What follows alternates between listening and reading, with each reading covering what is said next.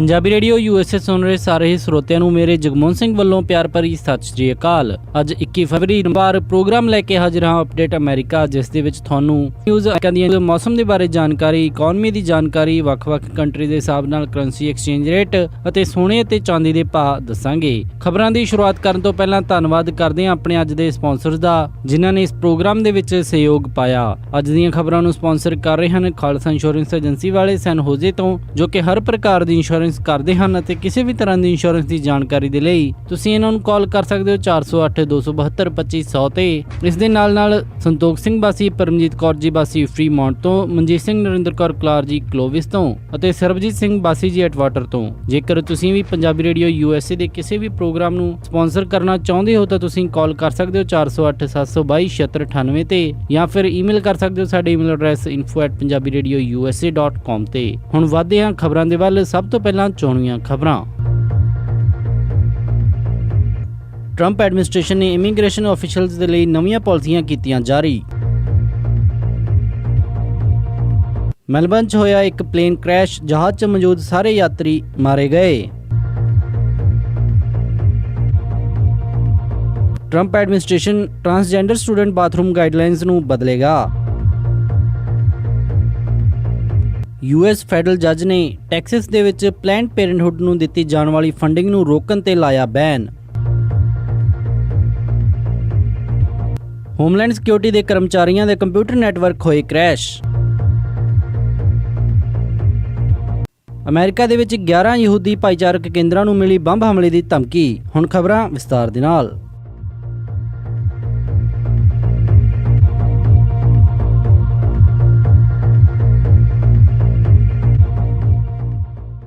Trump administration ਨੇ ਨਵੀਆਂ guidelines ਜਾਰੀ ਕਰਦੇ ਹੋਏ ਕਿਹਾ ਕਿ ਉਹਨਾਂ ਦਾ ਮਕਸਦ ਮਾਸ ਡਿਪੋਰਟੇਸ਼ਨ ਕਰਨਾ ਨਹੀਂ ਹੈ। ਇਮੀਗ੍ਰੈਂਟ ਕਮਿਊਨਿਟੀਜ਼ ਦੇ ਵਿੱਚ ਵੱਧ ਰਹੇ ਡਰ ਨੂੰ ਘੱਟ ਕਰਨ ਦੇ ਲਈ ਅੱਜ ਫੈਡਰਲ ਆਫੀਸ਼ੀਅਲਸ ਨੇ ਇਹ ਬਿਆਨ ਦਿੱਤਾ ਕਿ ਉਹ ਇਲੀਗਲ ਇਮੀਗ੍ਰੈਂਟਸ ਨੂੰ ਡਿਪੋਰਟ ਕਰਨ ਦੀ ਤਿਆਰੀਆਂ ਕਰ ਰਹੇ ਹਨ, ਪਰ ਉਹਨਾਂ ਦਾ ਮਕਸਦ ਮਾਸ ਡਿਪੋਰਟੇਸ਼ਨ ਨਹੀਂ ਹੋਵੇਗਾ। ਉਹਨਾਂ ਨੇ ਕਿਹਾ ਕਿ ਜੋ ਸੈਕਟਰੀ ਜੌਨ ਐਫ ਕੈਲੀ ਨੇ ਮੈਮੋ ਹੋਮਲੈਂਡ ਸਿਕਿਉਰਿਟੀ ਦੇ ਲਈ ਤਿਆਰ ਕੀਤਾ ਹੈ, ਉਸ ਨੂੰ ਇੰਪਲੀਮੈਂਟ ਕਰਨ ਦੇ ਲਈ ਕਾਫੀ ਜ਼ਿਆਦਾ ਬਜਟ ਅਤੇ ਲੌਜਿਸਟਿਕਲ ਚੇਂਜਸ ਡਿਪਾਰਟਮੈਂਟ ਦੇ ਵਿੱਚ ਚਾਹੀਦੀਆਂ ਹਨ ਅਤੇ ਬਾਰਡਰ ਪੈਟਰੋਲ ਏਜੰਟਸ ਅਤੇ ਇਮੀਗ੍ਰੇਸ਼ਨ ਅਫਸਰਸ ਦੀਆਂ ਕਾਫੀ ਜ਼ਿਆਦਾ ਪਾਵਰ ਵਧਾਉਣ ਦੀ ਜ਼ਰੂਰਤ ਹੈ। ਉਹਨਾਂ ਨੇ ਕਿਹਾ ਕਿ ਜੋ ਬਜਟ ਅਤੇ ਟਾਸਕ ਫੋਰਸ ਉਸ ਨੂੰ ਇੰਪਲੀਮੈਂਟ ਕਰਨ ਦੇ ਲਈ ਚਾਹੀਦੀ ਹੈ, ਉਹ ਮੁਮਕਿਨ ਨਹੀਂ ਹੋਵੇਗੀ। ਤੇ ਉਹਨਾਂ ਨੇ ਇਹ ਵੀ ਕਿਹਾ ਕਿ ਉਹਨਾਂ ਦੇ ਕੋਲ ਇੰਨੀ ਮੈਨ ਪਾਵਰ ਨਹੀਂ ਹੈ ਕਿ ਉਹ ਕਮਿਊਨਿਟੀਜ਼ ਦੇ ਵਿੱਚ ਜਾ ਕੇ ਲੋਕਾਂ ਨੂੰ ਅਰੈਸਟ ਕਰਕੇ ਬੱਸ ਦੇ ਵਿੱਚ ਬਿਠਾ ਕੇ ਏਅਰਪੋਰਟ ਵੱਲ ਭੇਜ ਦੇਣ ਅਤੇ ਉਹਨਾਂ ਨੂੰ ਡਿਪੋਰਟ ਕਰ ਦੇਣ। ਹਾਲਾਂਕਿ ਨਵੀਆਂ ਗਾਈਡਲਾਈਨਸ ਦੇ ਤਹਿਤ ਇਮੀਗ੍ਰੇਸ਼ਨ ਅਫਸਰਸ ਨੂੰ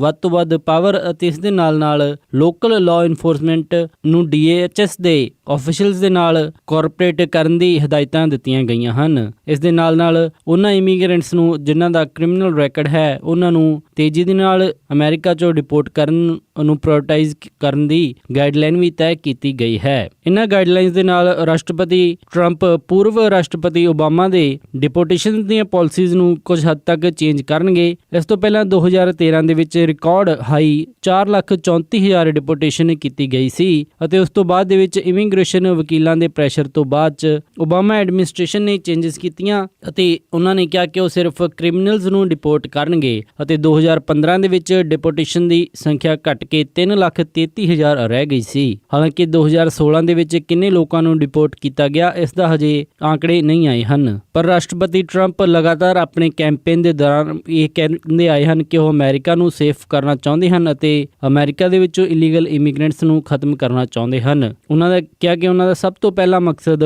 ਕ੍ਰਿਮੀਨਲਸ ਨੂੰ ਡਿਪੋਰਟ ਕਰਨਾ ਹੋਵੇਗਾ, ਚਾਹੇ ਉਹਨਾਂ ਦੇ ਉੱਤੇ ਸਿਰਫ ਚਾਰਜਸ ਹੀ ਲੱਗੇ ਹਨ ਅਤੇ ਉਹ ਦੋਸ਼ੀ ਠਹਿਰਾਏ ਨਹੀਂ ਗਏ। ਆਸਟ੍ਰੇਲੀਆ ਮੈਲਬਰਨ ਦੇ ਵਿੱਚ ਇੱਕ ਚਾਰਟਰਡ ਪਲੇਨ ਇੱਕ ਮਾਲ ਦੇ ਉੱਤੇ ਕ੍ਰੈਸ਼ ਕਰ ਗਿਆ, ਜਿਸ ਦੇ ਨਾਲ ਉਸ ਚਾਰਟਰਡ ਪਲੇਨ ਦੇ ਵਿੱਚ ਮੌਜੂਦ 5 ਲੋਕਾਂ ਦੀ ਮੌਤ ਹੋ ਗਈ। ਮਰਨ ਵਾਲਿਆਂ ਦੇ ਵਿੱਚ ਇੱਕ ਲਾਅ ਫਰਮ ਦੇ ਕੋ-ਫਾਊਂਡਰ, ਇੱਕ ਰਿਟਾਇਰਡ CEO ਤੇ FBI ਦੇ ਫਾਰਮਰ ਏਜੰਟ ਮੌਜੂਦ ਸਨ। ਦੱਸਿਆ ਜਾਂਦਾ ਹੈ ਕਿ ਮੈਲਬਰਨ ਦੇ ਐਸੈਂਡਨ 에ਅਰਪੋਰਟ ਤੋਂ ਪਲੇਨ ਦੇ ਟੇਕ ਆਫ ਕਰਨ ਤੋਂ ਬਾਅਦ ਦੇ ਵਿੱਚ ਹੀ ਇਹ ਪਲੇਨ ਕ੍ਰੈਸ਼ ਕਰ ਗਿਆ। ਇਸ ਪਲੇਨ ਦੇ ਵਿੱਚ ਮਰਨ ਵਾਲਿਆਂ ਚੋਂ 3 ਅਮਰੀਕਨ ਲੋਕ ਸਨ। ਆਫੀਸ਼ੀਅਲਸ ਨੇ ਦੱਸਿਆ ਹੈ ਕਿ ਇਸ ਹਾਦਸੇ ਦੀ ਡਿਟੇਲਸ ਹਜੇ ਤੱਕ ਸਾਹਮਣੇ ਨਹੀਂ ਆਈ ਹੈ ਤੇ ਇਨਵੈਸਟੀਗੇਸ਼ਨ ਤੋਂ ਬਾਅਦ ਦੇ ਵਿੱਚ ਹੀ ਪਤਾ ਚੱਲੇਗਾ ਕਿ ਪਲੇਨ ਕਿਸ ਤਰ੍ਹਾਂ ਮਾਲ ਦੇ ਵਿੱਚ ਜਾ ਟਕਰਾਇਆ। ਅਥਾਰਟੀਜ਼ ਨੇ ਦੱਸਿਆ ਹੈ ਕਿ ਮਾਲ ਦੇ ਵਿੱਚ ਉਸ ਟਾਈਮ ਕੋਈ ਵੀ ਵਿਅਕਤੀ ਮੌਜੂਦ ਨਹੀਂ ਸੀ, ਇਸ ਕਰਕੇ ਗਰਾਊਂਡ ਦੇ ਉੱਤੇ ਕਿਸੇ ਦੀ ਵੀ ਜਾਨ ਦੇ ਨੁਕਸਾਨ ਦੀ ਖਬਰ ਨਹੀਂ ਆਈ ਹੈ।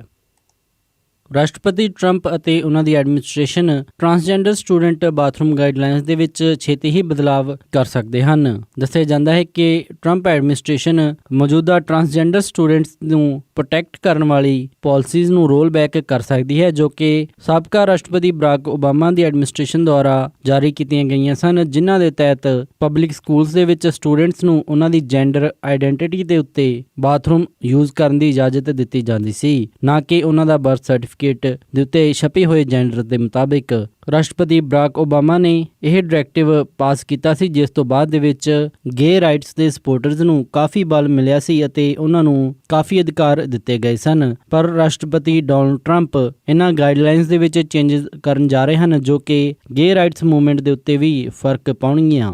ਹਾਲਾਂਕਿ ਆਪਣੇ ਕੈਂਪੇਨ ਦੇ ਦੌਰਾਨ ਰਾਸ਼ਟਰਪਤੀ ਡੋਨਾਲਡ ਟਰੰਪ ਨੇ ਗੇ ਰਾਈਟਸ ਨੂੰ ਸਪੋਰਟ ਦੀ ਗੱਲਬਾਤ ਕਹੀ ਸੀ, ਪਰ ਹੁਣ ਟਰੰਪ ਐਡਮਿਨਿਸਟ੍ਰੇਸ਼ਨ ਇਹਨਾਂ ਦੇ ਉੱਤੇ ਬਦਲਾਵ ਕਰਨ ਜਾ ਰਹੀ ਹੈ। ਕਈ ਸਟੇਟਸ ਦੇ ਵਿੱਚ ਕੋਰਟਸ ਨੇ ਰਾਸ਼ਟਰਪਤੀ ਬਰਾਕ ਓਬਾਮਾ ਦੇ ਉਸ ਫੈਸਲੇ ਨੂੰ ਵੀ ਮੰਨਣ ਤੋਂ ਇਨਕਾਰ ਕਰ ਦਿੱਤਾ ਸੀ, ਜਿਸ ਦੇ ਵਿੱਚ ਜੈਂਡਰ ਆਈਡੈਂਟੀਟੀ ਦੇ ਹਿਸਾਬ ਨਾਲ ਪਬਲਿਕ ਬਾਥਰੂਮ ਯੂਜ਼ ਕਰਨ ਦੀ ਗੱਲਬਾਤ ਕਹੀ ਗਈ ਸੀ। ਹਾਲਾਂਕਿ ਜੇਕਰ ਟਰੰਪ ਐਡਮਿਨਿਸਟ੍ਰੇਸ਼ਨ ਕੁਝ ਨਵੀਆਂ ਗਾਈਡਲਾਈਨਸ ਜਾਰੀ ਕਰਦੀ ਹੈ ਤਾਂ ਉਸ ਦੇ ਨਾਲ ਮੌਜੂਦਾ ਚੱਲ ਰਹੇ ਕਾਨੂੰਨੀ ਕੇਸ, ਜਿਨ੍ਹਾਂ ਦੇ ਵਿੱਚ ਵਰਜੀਨੀਆ ਤੋਂ ਇੱਕ ਟੀਨ ਜਿਸ ਨੇ ਆਪਣਾ ਲਿੰਗ ਪਰਿਵਰਤਨ ਕਰਵਾਇਆ ਸੀ ਅਤੇ ਉਹ ਕੁੜੀ ਤੋਂ ਮੁੰਡਾ ਬਣਿਆ ਸੀ, ਉਹੋ ਜਿਹੇ ਕੇਸਿਸ ਦੇ ਉੱਤੇ ਕਾਫੀ ਫਰਕ ਪਵੇਗਾ। ਗੇਵਿਨ ਗ੍ਰਿਮ ਦੀ ਹੀਅਰਿੰਗ ਹਾਲਾਂਕਿ ਅਗਲੇ ਮਹੀਨੇ ਸੁਪਰੀਮ ਕੋਰਟ ਦੇ ਵਿੱਚ ਹੁਣ ਜਾਰੀ ਹੈ ਅਤੇ ਲੋਅਰ ਕੋਰਟ ਨੇ ਗ੍ਰਿਮ ਦੇ ਹੱਕ ਦੇ ਵਿੱਚ ਫੈਸਲਾ ਸੁਣਾਇਆ ਸੀ, ਜੋ ਕਿ ਉਸਦੀ ਜੈਂਡਰ ਆਈਡੈਂਟੀਟੀ ਨੂੰ ਦੇਖਦੇ ਹੋਏ ਬਾਥਰੂਮ ਯੂਜ਼ ਕਰਨ ਦੇ ਰਾਈਟ ਦੇ ਹੱਕ ਦੇ ਵਿੱਚ ਸੀ। ਦੱਸਿਆ ਜਾਂਦਾ ਕਿ ਪਿਛਲੇ ਹਫ਼ਤੇ ਤਕਰੀਬਨ 800 ਪੇਰੈਂਟਸ ਨੇ ਰਾਸ਼ਟਰਪਤੀ ਟਰੰਪ ਨੂੰ ਇਹ ਲੈਟਰ ਲਿਖੀ ਕਿ ਉਹਨਾਂ ਦੇ ਟਰਾਂਸਜੈਂਡਰ ਸਟੂਡੈਂਟਸ ਦੀਆਂ ਰਾਈਟਸ ਉਸੇ ਤਰ੍ਹਾਂ ਪ੍ਰੋਟੈਕਟ ਕੀਤੀਆਂ ਜਾਣ ਅਤੇ ਉਹਨਾਂ ਦੇ ਵਿੱਚ ਕੁਝ ਵੀ ਬਦਲਾਵ ਨਾ ਕੀਤਾ ਜਾਵੇ। ਹੁਣ ਦੇਖਣ ਵਾਲਾ ਹੁੰਦਾ ਕਿ ਟਰੰਪ ਐਡਮਿਨਿਸਟ੍ਰੇਸ਼ਨ ਇਹਨਾਂ ਦੇ ਵਿੱਚ ਕਿੰਨੀ ਕੁ ਤਬਦੀਲੀ ਕਰਦੀ ਹੈ।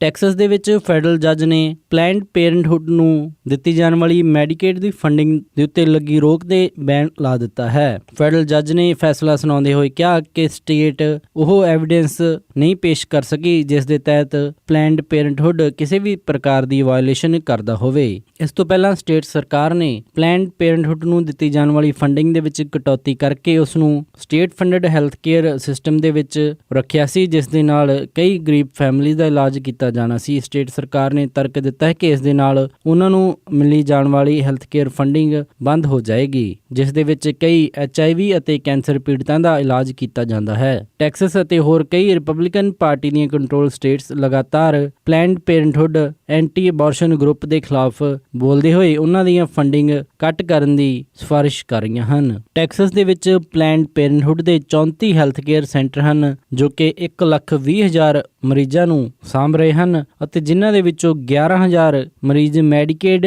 ਦੁਆਰਾ ਫੰਡਿੰਗ ਲੈ ਰਹੇ ਹਨ। ਵਾਸ਼ਿੰਗਟਨ ਅਤੇ ਫਿਲਾਡੈਲਫੀਆ ਦੇ ਕੁਝ ਹਿੱਸਿਆਂ ਦੇ ਵਿੱਚ ਹੋਮਲੈਂਡ ਸਿਕਿਉਰਿਟੀ ਦੇ ਕੁਝ ਕਰਮਚਾਰੀਆਂ ਨੂੰ ਕੰਪਿਊਟਰ ਨੈਟਵਰਕ ਦੀ ਆਊਟੇਜ ਦਾ ਸਾਹਮਣਾ ਕਰਨਾ ਪਿਆ। ਮਿਲੀਆਂ ਰਿਪੋਰਟਸ ਦੇ ਮੁਤਾਬਿਕ ਇਹ ਸਾਫ਼ ਨਹੀਂ ਹੋ ਪਾਇਆ ਕਿ ਕੁੱਲ ਕਿੰਨੇ ਏਰੀਏ ਦੇ ਵਿੱਚ DHS ਦੇ ਕਰਮਚਾਰੀਆਂ ਨੂੰ ਇਸ ਦਿੱਕਤ ਦਾ ਸਾਹਮਣਾ ਕਰਨਾ ਪਿਆ, ਪਰ ਉਸ ਇਲਾਕੇ ਦੇ ਵਿੱਚ ਕਈ ਵੱਡੇ ਹਿੱਸੇ ਦੇ ਵਿੱਚ ਇਮੀਗ੍ਰੇਸ਼ਨ ਸਰਵਿਸਿਜ਼, ਬਾਰਡਰ ਸਿਕਿਉਰਿਟੀ ਅਤੇ ਸਾਈਬਰ ਡਿਫੈਂਸ ਨੂੰ ਇਸ ਦਿੱਕਤ ਦਾ ਸਾਹਮਣਾ ਕਰਨਾ ਪਿਆ। DHS ਨੇ ਇੱਕ ਆਫੀਸ਼ੀਅਲ ਸਟੇਟਮੈਂਟ ਦੇ ਵਿੱਚ ਨੈਟਵਰਕ ਆਊਟੇਜ ਨੂੰ ਮੰਨਿਆ ਅਤੇ ਉਹਨਾਂ ਨੇ ਕਿਹਾ ਕਿ ਵਾਸ਼ਿੰਗਟਨ ਏਰੀਆ ਦੇ ਵਿੱਚ US citizenship and immigration services ਨੂੰ ਇਸ ਦੇ ਨਾਲ ਕਾਫੀ ਜ਼ਿਆਦਾ ਪ੍ਰਭਾਵ ਪਿਆ। ਮੰਗਲਵਾਰ ਸਵੇਰੇ ਬਹੁਤ ਸਾਰੇ ਕਰਮਚਾਰੀਆਂ ਨੂੰ ਸਿਸਟਮ ਦੇ ਵਿੱਚ ਲੌਗਇਨ ਕਰਨ ਦੇ ਵਿੱਚ ਦਿੱਕਤ ਆ ਰਹੀ ਸੀ, ਜਿਸ ਦੇ ਕਾਰਨ ਉਹਨਾਂ ਦਾ ਕੰਮਕਾਜ ਰੁਕ ਗਿਆ। ਰਾਸ਼ਟਰਪਤੀ ਡੋਨਾਲਡ ਟਰੰਪ ਨੇ ਵੀ ਸਾਈਬਰ ਸਿਕਿਉਰਿਟੀ ਨੂੰ ਖਾਸ ਤਵੱਜੋ ਦਿੰਦੇ ਹੋਏ ਕਿਹਾ ਸੀ ਕਿ ਉਹ ਸਾਈਬਰ ਸਿਕਿਉਰਿਟੀ ਦੇ ਵੱਲ ਕਾਫੀ ਵੱਡੇ ਕਦਮ ਚੱਕਣਗੇ ਤਾਂ ਕਿ ਕਿਸੇ ਵੀ ਤਰੱਕੀ ਦਾ ਕੋਈ ਵੀ ਸਾਈਬਰ ਥ੍ਰੈਟ ਅਮਰੀਕਾ ਦੀ ਗਵਰਨਮੈਂਟ ਨੂੰ ਸਾਹਮਣਾ ਨਾ ਕਰਨਾ ਪਵੇ। ਰਾਸ਼ਟਰਪਤੀ ਟਰੰਪ ਨੇ ਪਿਛਲੇ ਮਹੀਨੇ ਇੱਕ ਐਗਜ਼ੀਕਿਊਟਿਵ ਆਰਡਰ ਪਾਸ ਕਰਦੇ ਹੋਏ ਸਾਈਬਰ ਸਿਕਿਉਰਿਟੀ ਨੂੰ ਹੋਰ ਮਜ਼ਬੂਤ ਕਰਨ ਦੀ ਗੱਲਬਾਤ ਕਹੀ ਸੀ, ਪਰ ਉਸ ਨੂੰ ਬਾਅਦ ਦੇ ਵਿੱਚ ਹੋਲਡ ਤੇ ਪਾ ਦਿੱਤਾ ਗਿਆ ਅਤੇ ਉਸ ਦੇ ਉੱਤੇ ਰਿਵਿਊ ਹੋ ਰਿਹਾ ਹੈ। ਡੋਨਲਡ ਟਰੰਪ ਦੇ ਅਮਰੀਕਾ ਦਾ ਰਾਸ਼ਟਰਪਤੀ ਬਣਨ ਤੋਂ ਬਾਅਦ ਦੇ ਵਿੱਚ ਕਈ ਯਹੂਦੀ ਭਾਈਚਾਰਕ ਲੋਕਾਂ ਨੂੰ ਬੰਬ ਹਮਲੇ ਦੀ ਧਮਕੀ ਮਿਲਦੀ ਰਹਿੰਦੀ ਹੈ। ਹਾਲ ਹੀ ਦੇ ਵਿੱਚ ਤਕਰੀਬਨ 1 ਦਰਜਨ ਯਹੂਦੀ ਭਾਈਚਾਰਕ ਕੇਂਦਰਾਂ ਨੂੰ ਬੰਬ ਹਮਲੇ ਦੀ ਧਮਕੀ ਦਿੱਤੀ ਗਈ, ਜਿਸ ਮਗਰੋਂ ਇਹਨਾਂ ਕੇਂਦਰਾਂ ਨੂੰ ਖਾਲੀ ਕਰਨਾ ਪਿਆ। ਰਾਸ਼ਟਰਪਤੀ ਡੋਨਲਡ ਟਰੰਪ ਨੇ ਤਕਰੀਬਨ 1 ਮਹੀਨੇ ਪਹਿਲਾਂ ਇਹ ਅਹੁਦਾ ਸੰਭਾਲਿਆ ਹੈ ਅਤੇ ਇਸ ਮਗਰੋਂ ਅਜਿਹੀਆਂ ਕਈ ਘਟਨਾਵਾਂ ਸਾਹਮਣੇ ਆਈਆਂ ਹਨ। ਨਾਰਥ ਅਮਰੀਕਾ ਦੀ JCCC ਐਸੋਸੀਏਸ਼ਨ ਦੇ ਮੁਤਾਬਿਕ 11 ਯਹੂਦੀ ਕੇਂਦਰਾਂ ਨੂੰ ਫੋਨ ਦੇ ਉੱਤੇ ਧਮਕੀ ਦਿੱਤੀ ਗਈ ਅਤੇ ਕੁੱਲ ਇਸ ਤਰ੍ਹਾਂ ਦੀਆਂ 70 ਘਟਨਾਵਾਂ ਸਾਹਮਣੇ ਆਈਆਂ ਹਨ। ਅਮਰੀਕਾ ਦੇ ਲਗਭਗ 27 ਸਟੇਟਸ ਦੇ ਵਿੱਚ 54 ਯਹੂਦੀ ਭਾਈਚਾਰਕ ਕੇਂਦਰਾਂ ਅਤੇ ਕੈਨੇਡਾ ਦੇ ਵਿੱਚ ਵੀ ਯਹੂਦੀ ਭਾਈਚਾਰਕ ਕੇਂਦਰਾਂ ਨੂੰ ਬੰਬ ਹਮਲੇ ਦੀ ਧਮਕੀ ਦਿੱਤੀ ਜਾ ਚੁੱਕੀ ਹੈ। ਐਸੋਸੀਏਸ਼ਨ ਨੇ ਦੱਸਿਆ ਕਿ ਕੱਲ ਤੋਂ ਪਹਿਲਾਂ 9, 18 ਤੇ 31 ਜਨਵਰੀ ਨੂੰ ਬੰਬ ਹਮਲੇ ਦੀ ਧਮਕੀਆਂ ਦਿੱਤੀਆਂ ਗਈਆਂ ਸਨ, ਜੋ ਕਿ ਝੂਠ ਨਿਕਲੀਆਂ ਸਨ। FBI ਅਤੇ ਜਸਟਿਸ ਡਿਪਾਰਟਮੈਂਟ ਇਸ ਮਾਮਲੇ ਦੀ ਜਾਂਚ ਕਰ ਰਿਹਾ ਹੈ। ਇਸ ਦੌਰਾਨ ਸਥਾਨਕ ਮੀਡੀਆ ਨੇ ਖਬਰ ਦਿੱਤੀ ਕਿ ਮਿਸਰੀ ਦੇ ਸੈਂਟ ਲੁਈਸ ਦੇ ਵਿੱਚ ਸਥਿਤ ਇੱਕ ਯਹੂਦੀ ਕਬਰਸਤਾਨ ਦੇ ਵਿੱਚ 100 ਤੋਂ ਵਧੇਰੇ ਕਬਰਾਂ ਦੇ ਪੱਥਰਾਂ ਨੂੰ ਨੁਕਸਾਨ ਪਹੁੰਚਾਇਆ ਗਿਆ। ਨਾਰਥ ਕੈਲੀਫੋਰਨੀਆ ਦੇ ਵਿੱਚ ਪਏ ਭਾਰੀ ਮੀਂਹ ਅਤੇ ਤੂਫਾਨ ਤੋਂ ਆਏ ਫਲੱਡਸ ਤੋਂ ਬਾਅਦ ਦੇ ਵਿੱਚ ਹੁਣ ਭੂਚਾਲ ਦੇ ਕਈ ਜਗ੍ਹਾ ਝਟਕੇ ਮਹਿਸੂਸ ਕੀਤੇ ਜਾ ਰਹੇ ਹਨ। ਸੈਨ ਬੈਨੀਟੋ ਕਾਉਂਟੀ ਦੇ ਵਿੱਚ ਪਿਛਲੇ 12 ਘੰਟਿਆਂ ਦੇ ਵਿੱਚ ਤਕਰੀਬਨ 20 ਭੂਚਾਲ ਦੇ ਝਟਕੇ ਮਹਿਸੂਸ ਕੀਤੇ ਗਏ, ਜਿਨ੍ਹਾਂ ਦੇ ਵਿੱਚੋਂ ਸਭ ਤੋਂ ਤਾਜ਼ਾ ਹੋਲਿਸਟਰ ਦੇ ਵਿੱਚ 3.7 ਤੀਬਰਤਾ ਦਾ ਭੂਚਾਲ ਦਾ ਝਟਕਾ ਮਹਿਸੂਸ ਕੀਤਾ ਗਿਆ। ਹੋਲਿਸਟਰ ਸੈਨ ਹੋਜ਼ੇ ਤੋਂ ਤਕਰੀਬਨ 50 ਮੀਲ ਦੀ ਦੂਰੀ ਤੇ ਸਥਿਤ ਹੈ। ਉਧਰ ਹੀ ਸੈਨ ਹੋਜ਼ੇ ਦੇ ਵਿੱਚ ਐਂਡਰਸਨ ਰਿਜ਼ਰਵਾਇਰ ਪਿਛਲੇ 11 ਸਾਲਾਂ 'ਚ ਪਹਿਲੀ ਵਾਰੀ ਸਪਿਲ ਹੋਇਆ, ਜਿਸ ਦੇ ਕਾਰਨ ਸੈਨ ਹੋਜ਼ੇ ਦੇ ਕਈ ਥਲੜੇ ਇਲਾਕਿਆਂ ਦੇ ਵਿੱਚ ਪਾਣੀ ਭਰ ਗਿਆ ਅਤੇ ਸੈਨ ਹੋਜ਼ੇ ਦੇ ਕਈ ਇਲਾਕੇ ਇਸ ਦੇ ਕਰਕੇ ਇਵੈਕੂਏਟ ਕਰਨੇ ਪਏ। ਇਹ ਸਨ ਅੱਜ ਦੀਆਂ ਕੁਝ ਖਾਸ ਖਬਰਾਂ। ਹੁਣ ਵਧਦੇ ਹਾਂ ਮੌਸਮ ਦੀ ਜਾਣਕਾਰੀ ਦੇ ਵੱਲ। ਬੁੱਧਵਾਰ ਨੂੰ ਸੈਨ ਹੋਜ਼ੇ ਦੇ ਵਿੱਚ ਹਾਈ ਟੈਂਪਰੇਚਰ ਰਹੇਗਾ 55 ਡਿਗਰੀ ਅਤੇ ਰਾਤ ਨੂੰ ਲੋ ਟੈਂਪਰੇਚਰ 40 ਡਿਗਰੀ। ਸੈਨ ਫਰਾਂਸਿਸਕੋ ਦੇ ਵਿੱਚ 53 ਡਿਗਰੀ ਹਾਈ ਅਤੇ ਰਾਤ ਨੂੰ 44 ਡਿਗਰੀ ਲੋ। ਸੈਕਰਾਮੈਂਟੋ ਦੇ ਵਿੱਚ 56 ਡਿਗਰੀ ਹਾਈ ਅਤੇ ਰਾਤ ਨੂੰ 34 ਡਿਗਰੀ ਲੋ। ਯੂਬਾ ਸਿਟੀ ਦੇ ਵਿੱਚ 56 ਡਿਗਰੀ ਹਾਈ ਅਤੇ ਰਾਤ ਨੂੰ 35 ਡਿਗਰੀ ਲੋ। ਸਟਾਕਟਨ ਦੇ ਵਿੱਚ 57 ਡਿਗਰੀ ਹਾਈ ਅਤੇ ਰਾਤ ਨੂੰ 35 ਡਿਗਰੀ ਲੋ। ਟ੍ਰੇਸੀ ਦੇ ਵਿੱਚ 56 ਡਿਗਰੀ ਹਾਈ ਅਤੇ ਰਾਤ ਨੂੰ 37 ਡਿਗਰੀ ਲੋ। ਮੋਡੈਸਟੋ ਦੇ ਵਿੱਚ 57 ਡਿਗਰੀ ਹਾਈ ਅਤੇ ਰਾਤ ਨੂੰ 37 ਡਿਗਰੀ ਲੋ। ਫ੍ਰੈਜ਼ਨੋ ਦੇ ਵਿੱਚ 57 ਡਿਗਰੀ ਹਾਈ ਅਤੇ ਰਾਤ ਨੂੰ 36 ਡਿਗਰੀ ਲੋ ਰਹੇਗਾ। ਬੇਕਰਫੀਲਡ ਦੇ ਵਿੱਚ 58 ਡਿਗਰੀ ਹਾਈ ਅਤੇ ਰਾਤ ਨੂੰ 39 ਡਿਗਰੀ ਲੋ। ਲਾਸ ਐਂਜਲਸ ਦੇ ਵਿੱਚ 66 ਡਿਗਰੀ ਹਾਈ ਅਤੇ ਰਾਤ ਨੂੰ 45 ਡਿਗਰੀ ਲੋ। ਟਰਕੀ ਦੇ ਵਿੱਚ 25 ਡਿਗਰੀ ਹਾਈ ਅਤੇ ਰਾਤ ਨੂੰ 9 ਡਿਗਰੀ ਲੋ ਰਹੇਗਾ।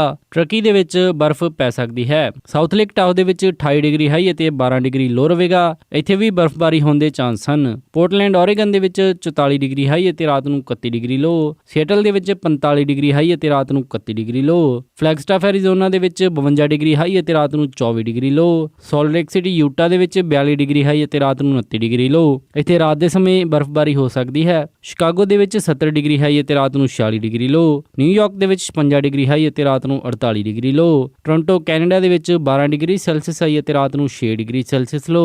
ਵਿਨੀਪੈਗ ਦੇ ਵਿੱਚ 2 ਡਿਗਰੀ ਸੈਲਸੀਅਸ ਹਾਈ ਅਤੇ ਰਾਤ ਨੂੰ -7 ਡਿਗਰੀ ਸੈਲਸੀਅਸ ਲੋ। ਕੈਲਗਰੀ ਦੇ ਵਿੱਚ 1 ਡਿਗਰੀ ਸੈਲਸੀਅਸ ਹਾਈ ਅਤੇ ਰਾਤ ਨੂੰ -8 ਡਿਗਰੀ ਸੈਲਸੀਅਸ ਲੋ। ਵੈਨਕੂਵਰ ਦੇ ਵਿੱਚ 6 ਡਿਗਰੀ ਸੈਲਸੀਅਸ ਹਾਈ ਅਤੇ ਰਾਤ ਨੂੰ -2 ਡਿਗਰੀ ਸੈਲਸੀਅਸ ਲੋ। ਪੰਜਾਬ ਅੰਮ੍ਰਿਤਸਰ ਦੇ ਵਿੱਚ 25 ਡਿਗਰੀ ਸੈਲਸੀਅਸ ਹਾਈ ਅਤੇ ਰਾਤ ਨੂੰ 8 ਡਿਗਰੀ ਸੈਲਸੀਅਸ ਲੋ ਰਹੇਗਾ।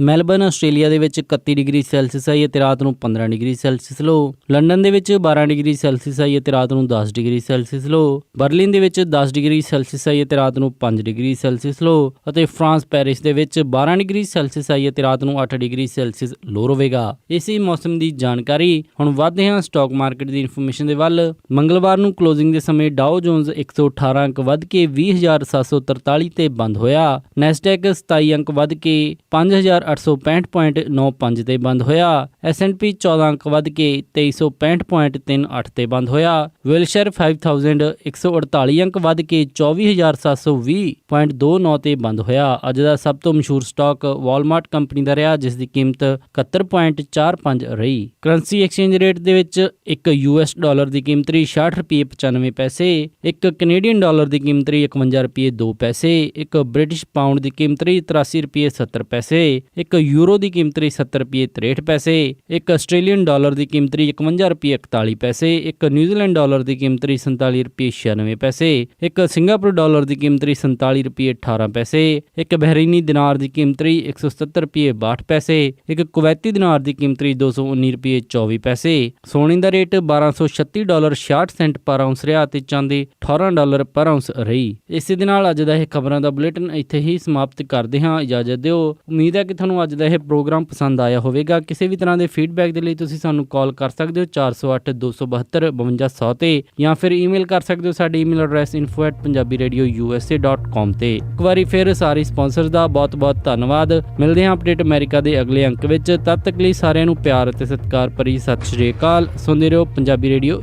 USA।